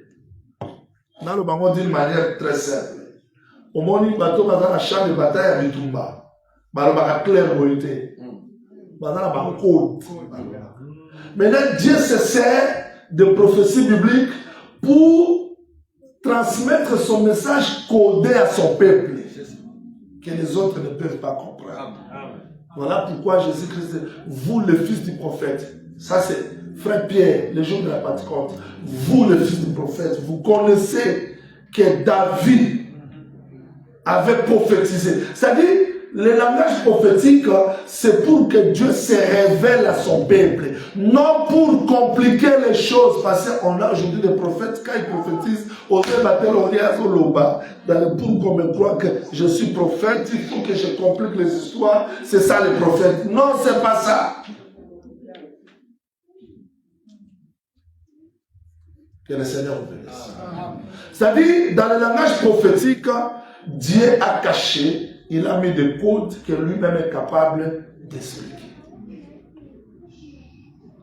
Alors, quand nous entrons dans le langage prophétique, nous devons découvrir la pensée que Dieu a cachée dans les Écritures, sans contredire le reste des Écritures. Voilà pourquoi Frère Paul a dit, si quelqu'un croit être prophète ou inspiré, qu'il reconnaisse que Jésus-Christ est un commandement du Seigneur. Retenez, une prophétie, c'est un langage imagé. Une prophétie, Dieu se sert de n'importe quelle circonstance pour transmettre son message. Une prophétie n'est pas ordonnée, comme les gens pensent. Une prophétie Dieu s'en sert pour transmettre sa pensée. Et suivez-moi très bien parce que je parle pour terminer. Et dans la loi, il y a la prophétie. Dans les psaumes, est-ce que quand David dit par exemple, dans psaume 22, mon Dieu, pourquoi m'as-tu abandonné? On a percé mes mains. Et quand David parle comme ça, il dit, mon Dieu, pourquoi m'as-tu abandonné? À la fin de psaume 22, il dit, tu m'as répondu. Tu m'as délivré de la gueule de lion.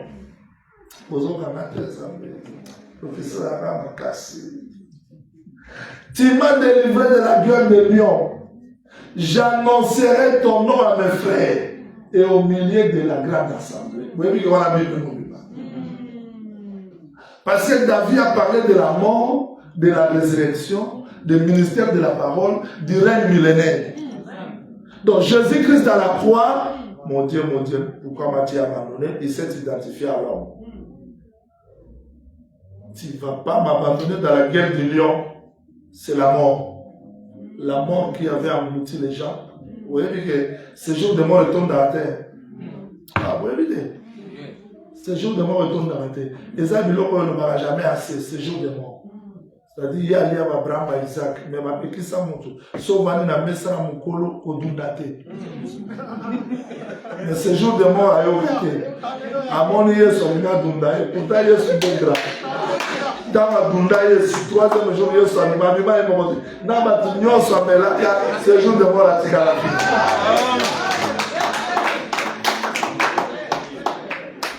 Donc quand David disait que délivre-moi de la gueule de lion, il parlait de la mort.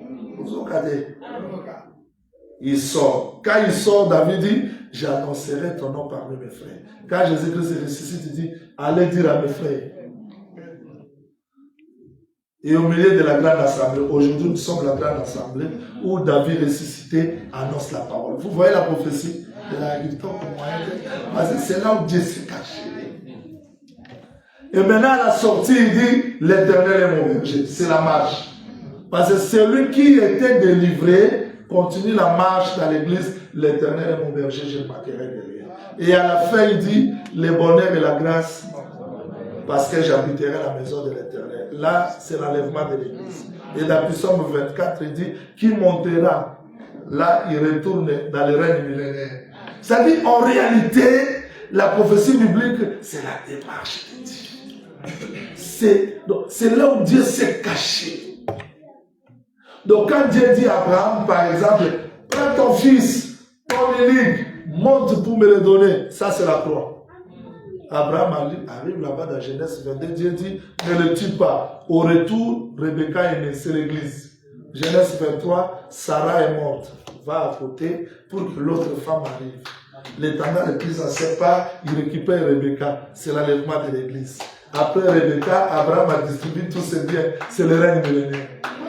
Ça, c'est ça la prophétie. Donc, la prophétie biblique, c'est ça. C'est l'ordre. Donc, la pensée de Dieu, vous êtes heureux si vous êtes fils du prophète, parce que c'est là que Dieu s'est caché. Donc, la prophétie nous aide de comprendre comment est-ce que Dieu s'est caché. Parce qu'il était prophète quand il donnait la loi. Il était prophète quand il chantait dans les psaumes.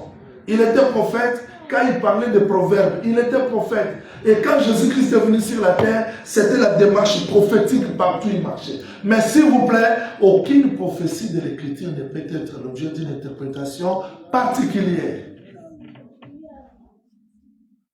Et si nous avons la prophétie biblique, c'est-à-dire nous avons la pensée de Dieu, nous ne serons pas troublés. Les gens qui sont troublés, écoutez, je termine par cet exemple parce que le temps nous est déjà parti et on doit aussi prier.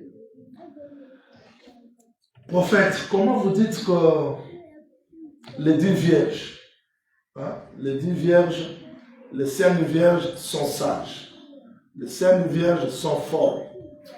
Aujourd'hui, qui sont les vierges folles? Vous voyez, ça c'est manquer la connaissance prophétique. Jésus-Christ dit que les 10 vierges sont allées pour attendre un époux. C'est lui qui explique parmi les 5. Donc, parmi les 10, il y a les 5 sages, les 5 folles. Qui explique les 5 folles sages? C'est lui. Mais les vierges ne savent pas qui est folle, qui est sage. On a pété l'église. Est-ce que les vierges,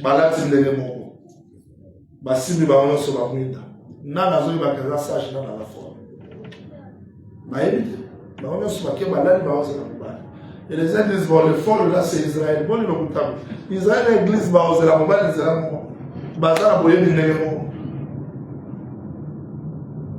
on les dit là, les 10 vierges sont enseignées dans la même église, même lieu, et elles attendent l'époux. Ils attendent Israël, et c'est du sol de Israël, Israël n'attend pas le Seigneur Jésus-Christ. Israël attend le fils de David. Mais nous attendons l'époux. Et quand les vierges dormaient, au milieu de la nuit, la voix se fit attendre. Voici l'époux, allez à sa rencontre. Quand elles se sont réveillées, c'est alors que les 5 vierges sages sont révélées et les folles aussi sont manifestées. Mais avant l'arrivée de l'époux, on ne savait pas qui est folle, qui est sage. C'est très simple. Ce n'est pas à faire le débat là-dessus. Avant que l'époux arrive, on ne connaissait pas qui est sage, qui est folle. Parce qu'on nous prêche aujourd'hui, bon, si un vierge est folle, on ce qu'on a malaria. Vierge folle, ce n'est pas aujourd'hui. Ce n'est pas aujourd'hui.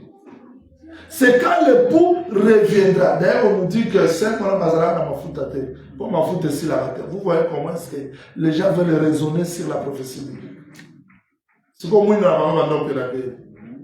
Sauf que le frère Paul dit clairement que la connaissance disparaîtra.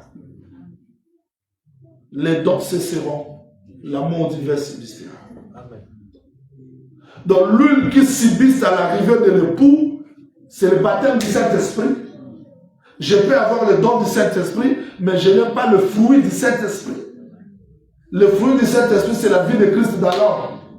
Tandis que le don du Saint-Esprit, c'est la manifestation de Dieu dans l'homme. Judas a chassé les démons, mais lui aussi était démon. Un prédicateur peut bien prêcher, mais c'était sorcier. C'était un pudique. Mais il passe, si vous posez des questions, comment il explique les choses comme ça? Il explique par la raison, l'intelligence. Cet évangile ici, si vous donnez ça à Kamere, il va bien prêcher. Parce que c'est éloquent. Si vous donnez ça à Mende, il sera un bon prédicateur. Mais la vie, il n'y en a pas. Amen. Savoir parler ne signifie pas que tu as la vie de Dieu. C'est que pour qu'on a la vie de Dieu, c'est la vie. C'est la vie. Voilà pourquoi bien-aimé Paul dit, je vous ai fiancé pour vous présenter à Christ comme une vierge pure. Parce qu'il savait qu'il y avait aussi des vierges impies. Tel que nous sommes là, nous attendons l'époux. Mais qui est folle? On ne sait pas. Qui est sage? On ne sait pas. Mais quand l'époux reviendra, c'est alors qu'on verra qui est sage, qui est folle.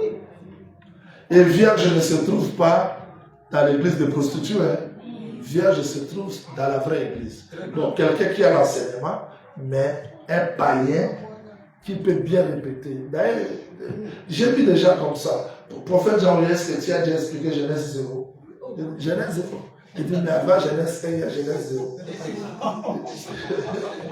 Genèse 0 signifie quoi? Bon, vous voyez, il y a l'éternité, c'est ça Genèse 0.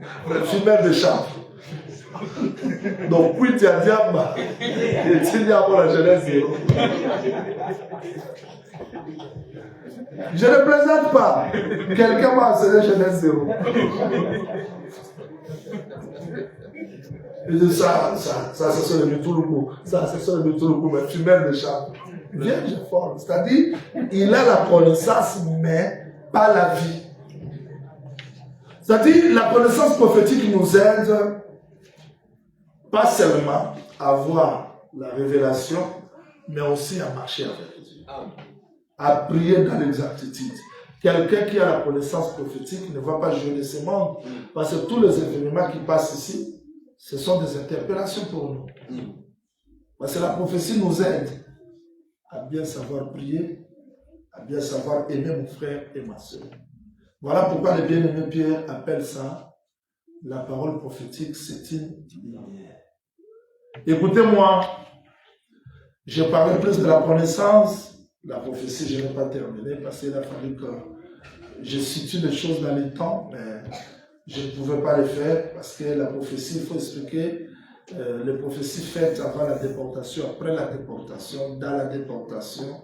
Mais je ne vais pas le faire aujourd'hui, au jour du Seigneur. Je ne vais pas même toucher la doctrine parce que le temps nous est déjà parti. Je voulais seulement vous faire comprendre qu'avec la connaissance que nous avons, il faut encore ajouter la connaissance. Ne dites pas Amen à n'importe quelle révélation, il faut vérifier. Écoutez, notre enseignement, c'est le véritable. Je vous dis des choses. C'est ici qu'il y a la sagesse supérieure. Amen. Mais il faut ôter le scorie. Amen. C'est-à-dire, aux prédicateurs qui me suivent partout, j'ai vu comment est-ce que les gens sont en train de me suivre partout dans le monde. Je crois à cet évangile que nous avons, mais nous devons faire que cet évangile soit prêché dans des générations futures, avec exactitude. Voilà pourquoi s'il faut réformer les choses, réformez-les. Dans l'église, la mission n'est pas raté. Il s'en a moins du temps. On a remis ça à Pape, la marque de la net. Mais la frère assemblée ne sait pas à Pape raté. Il s'en a moins du temps. Donc si la vérité vient, on s'écline. Aux hommes de Dieu, nous devons réfléchir. Nous devons faire des recherches. J'ai eu le temps de faire des recherches et je continue à le faire.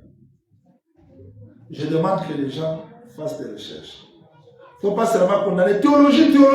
Mais théologie, on peut se trouver dans théologos. C'est le discours sur Dieu. C'est ce qu'on fait ici. Sauf que ici, ce n'est pas un discours qui est entré dans la chair de l'université, mais c'est un discours toujours sur Dieu. Donc, il y a d'autres choses qu'on condamne, mais quand on vient, on prêche ça, vous acceptez. Donc il faut être capable de réfuter l'enseignement par l'enseignement. Et faire attention aux cultures des hommes. Je dis aux prédicateurs des assemblées de saints qui me suivent partout dans le monde, je les suis, je resterai par la grâce du Seigneur, de faire la différence entre notre façon de comprendre les choses, notre culture congolaise et l'évangile du Seigneur. L'évangile du Seigneur, ce n'est pas la culture congolaise. L'évangile du Seigneur, c'est quelque chose qui est au-delà des Congolais. Nous aimons bien nos cantiques, mais il faut adapter nos cantiques par rapport aux différents milieux que nous trouvons. Amen. Je veux parler au ministre du Pérou. S'il faut commencer à encadrer nos enfants, il faut les encadrer. Bana biso baye ba Bible. Bayebi makambu ya ba dessin animé so tout ils peuvent expliquer ça très bien. Mais les histoires de la Bible ils ne savent pas. Et quand nous enseignons comme ça ils ne comprennent pas. Je suis désolé. My daughter, I'm very, very sorry for you. Parce qu'elle m'avait dit qu'elle ne comprend pas le français. Si vous voyez ce maman voisin en français, c'est bon, on va l'appliquer à la avec nos histoires, le où, le quoi, c'est-à-dire, est-ce que smile, qu'est-ce qui va arrêter? J'ai dit, qu'est-ce qui va arrêter? Personne, qu'est-ce qui va passer? Pour personne, du tout, nous pouvons là, pour personne, soit mon gars, mon Jésus, donc nous devons faire que notre évangile, va monter les passages, n'est Timothée à quitter les passages. Et nous devons adapter notre culture, bien que nous sommes congolais, Ils avaient un centre qui m'a quitté un jour, tu vas soutenir. Voilà, mon livre, mais maintenant, faisons aussi de la sorte que les cantiques, nos cantiques, soient traduits aussi en anglais. Et vous savez que c'est mon nom sur la louange de la race anglais. Nous sommes tous dans sa culture. Allez à l'équateur, j'ai amené ma mère de Sambanda. Elle a vu comment c'est les Bangala, nous, les seigneurs là-bas. Au moins, on vous invite. Et la culture là-bas. Allez chez Kassai, vous trouvez Mao Kita, il y a la danse là-bas. Mais maintenant, faisons de la sorte que partout que l'évangile soit capable de répondre aussi aux cultures des autres. Nous devons prêcher les savants. Quel discours devant les savants? Nous devons prêcher les érudits parce qu'il faut que cet évangile atteigne partout les rois, les savants. Et on sent que les Français étaient français, que là à l'Ingala. Oui, mais l'Ingala était que là à Chiluba. Na kikom na ebisa bino ke muto ayoka malamu kana muno wa mboka na ye dialecte na loba bakimwa boyoka bien na Lingala. Frère, qui soit comme monté à ta français, vous allez me dire la Swahili, pour comprendre la Bible bien, la Swahili qui est la français. Exactement, c'est ça. C'est-à-dire que faisons de la sorte que l'évangile puisse aller de l'avant. Évitons de judaïser.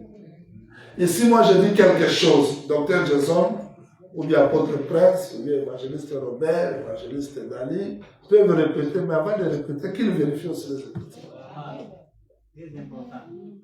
Parce qu'il y a des choses qu'on a dit ça comme ça. Tabananani, Balia n'a raté n'archamoué, mais n'archamoué sont continués. Sont au lion à éviter que nous soyons voulu à même les arabatés. Et maintenant, on a monté, mais nous sommes côté. Si ma content, mais l'enseignement est vrai qu'il n'y a qu'un seul pasteur, oui. Mais place toujours vendre ça. Vous avez que lui, on a qui même été. Mais là, j'en ai pas notion reliée à la guinée.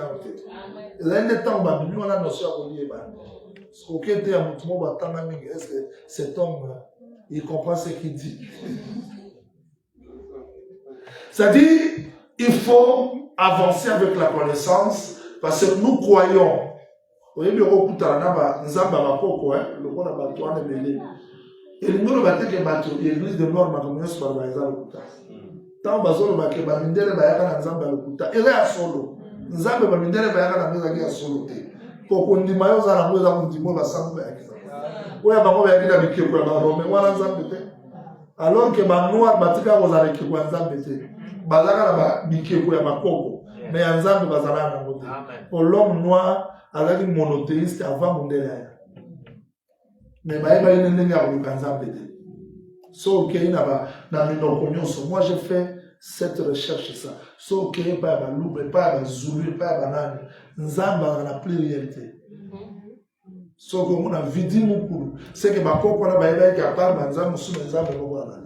Nzamba, Nzamba Mowana. Tant Bazon a raison, la totalité pour Bamo ils confondent Jésus-Christ que nous prêchons avec le Jésus-Christ des catholiques.